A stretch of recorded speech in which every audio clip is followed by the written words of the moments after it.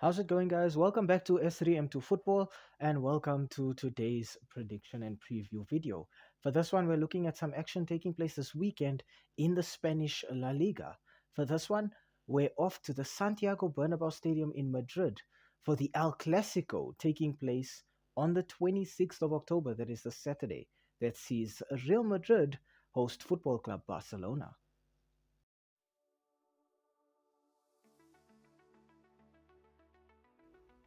We start off with the home side here being Real Madrid. The last 5 fixtures for Los Blancos have ended in 3 wins, 1 draw and 1 loss. Real Madrid's last match was a 5-2 comeback victory at home against Borussia Dortmund earlier in the Champions League this week. In these last 5 fixtures, Real Madrid have scored 10 goals and conceded 5 goals. So Ancelotti's team are getting goals but also conceding goals. The first player I'd like to talk about for Real Madrid has got to be Brazilian left winger Vinicius Jr. In 14 appearances for Los Blancos this season, Vinicius Jr. has scored 8 goals and contributed 7 assists. For me, Vinicius Jr. is a very quick, very tricky, very talented Brazilian winger.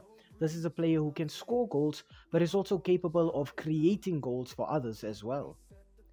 Next up, I want to talk about French centre-forward Kylian Mbappe. In 13 appearances for Real Madrid, Kylian Mbappe has scored 8 goals and contributed 2 assists this season. With Kylian Mbappe, Real Madrid have a centre-forward who is fast, who's dynamic, who's efficient. Kylian Mbappe is always looking to utilize the space that he can find all over the attacking third to damage the opposition. And finally, I want to talk about French defensive midfielder Aurélien Tchouameni. In 13 appearances, no goals or assists for Tchouameni, but in Tchouameni, I think Real Madrid have a real box-to-box defensive midfielder with tons of stamina, who's a very good tackler, and who's constantly focused.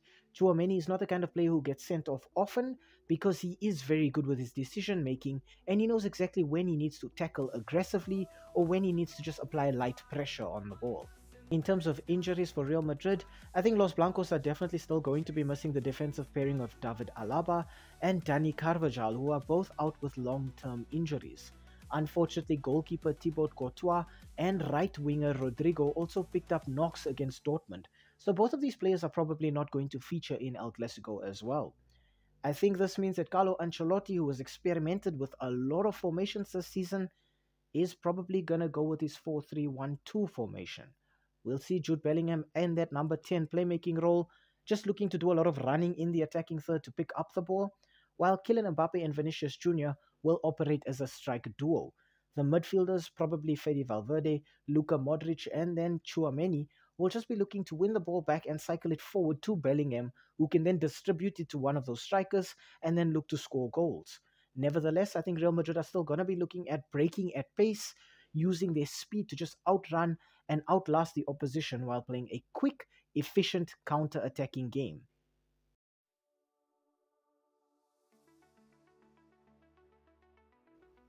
Looking at the away team here for Football Club Barcelona, the last 5 fixtures have ended in 4 wins and 1 loss.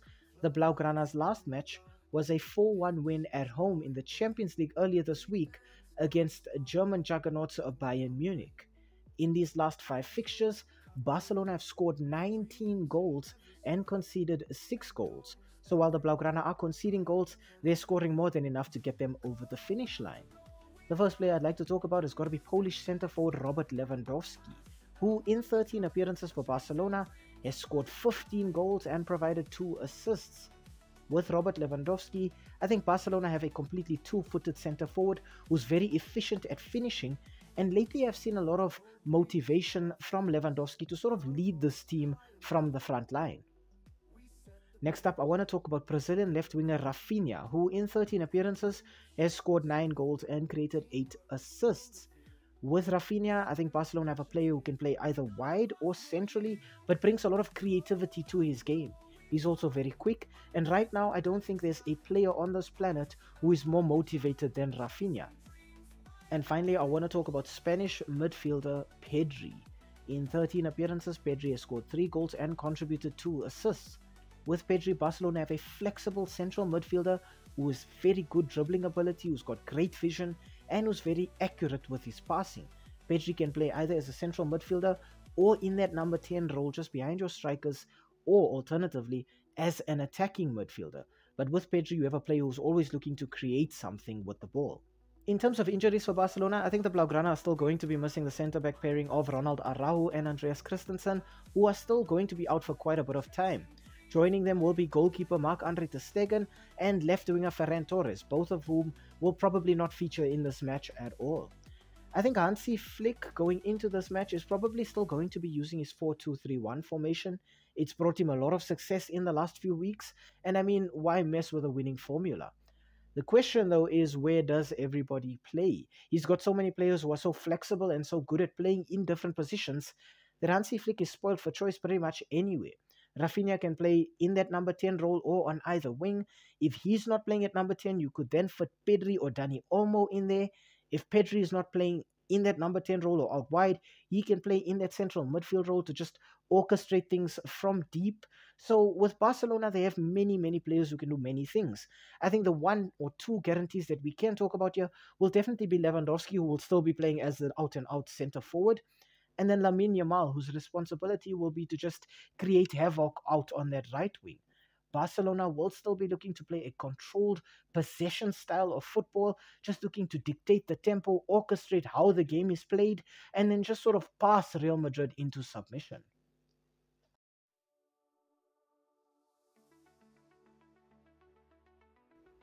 Okay, looking at the head-to-head between these two teams, the last 5 El Clasicos have ended in 4 wins for Real Madrid and then just 1 win for Barcelona. So it doesn't look good for fans of the Blaugrana right now. In terms of goal output, Real Madrid have scored 14 goals in those last 5 fixtures, while Barcelona have managed less than half of that with 6 goals. So this definitely does not make for pleasant reading for fans of the Catalan-based team. If we look at the Spanish La Liga standings right now, Barcelona are first with 27 points, while Real Madrid are second with 24 points. So this is effectively a fight for top spot in La Liga. Hat-trick heroes in this week in Rafinha and Vinicius Jr. for both of these teams, both Brazilian wingers, both got the job done against German opposition. So both of these players are coming into this match thinking they're feeling very confident right now, and they're probably expecting to hit the back of the net with at least 1 goal each. For Barcelona, though, the Bernabeu has not been a pleasant location in recent years. They've really struggled to get any results at Real Madrid's home ground, and Real Madrid coming into this one have actually not lost at home at all this season. Actually, they've just won all their matches at home instead. I think Hansi Flick and Barcelona have a very daunting task ahead of them. You couple that with the fact that Real Madrid are actually hunting to equal a record of the longest streak of unbeaten games in La Liga this weekend, and it adds a little bit of extra spice into this one. You want to add extra flavor in? That record is currently held by Barcelona, so you could actually say that Barcelona are not just defending their lead at the top of the La Liga right now, but they're defending their unbeaten streak of 43 La Liga games in this one as well. Real Madrid, obviously being on 42, are thinking that this record is now theirs to match. This match is being played in Madrid, so it favors them. They have players who are looking very good, but for some reason Real Madrid are looking very leaky at the back, and I'm not sure if that's perhaps because the defenders are not concentrating or because teams have found a way to penetrate this team and just hurt them. But Carlo Ancelotti's team are just outscoring everybody who dares to hit the back of the Real Madrid net right now. It's been very difficult for teams to just sort of keep Real Madrid quiet, and Ancelotti knows that with his team they have so much pace, so many energetic young footballers in this team, that even if they make it to the 60th minute and they're down by a goal or two, they can still change the match and just turn everything on its head in a split second. And he's been banking on his players doing that, and they've come up trumps for him. I think players like Vinicius Jr., Kylian Mbappe, and Jude Bellingham have sort of proven that they have this die-hard kind of mentality. They're not willing to let a game slip from their grasp until the final whistle is blown.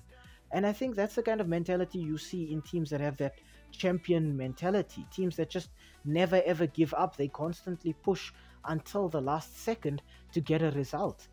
With Barcelona, I think this is a team that does come under a bit of pressure and can be shocked with some scary results now and again. But I think this is going to be a very difficult match for them. I think this one is very even. I think when we look at the midfield, we'll see contrasting ideas here. Real Madrid just looking to break things down and then cycle the ball forward, while Barcelona will look to monopolize possession and just keep the ball as much as they possibly can. I think I'm very interested also to see how a player like Pau Cubarsí deals with the magnitude of this kind of match, having to deal with players like Kylian Mbappe and Vinicius Jr., as well as Jude Bellingham. But I think he proved that against Bayern Munich, he can play against the best of them. And I think there's some big things for Pau Cubarsí going on in the future. Nevertheless, I think there's just so many contrasting and conflicting ideas here, and so many statistics that prove that either one of these teams could get a result. It's very difficult to call it, but I'm actually going to go with a draw here. I think Real Madrid do equal that record this weekend. I don't think Barcelona can beat them.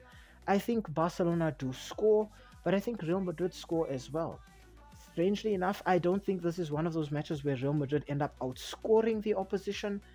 So I'm going to actually settle on a 2-2 draw at the Bernabeu between Real Madrid and Barcelona here. I think these two teams cancel each other out. I think they both want this enough. I think they both have the individual and collective quality to win this match. But I think they also have the individual and collective quality to sort of shut the opposition out to a certain extent as well. And it is for that reason that I think these two teams just end up cancelling each other out this weekend.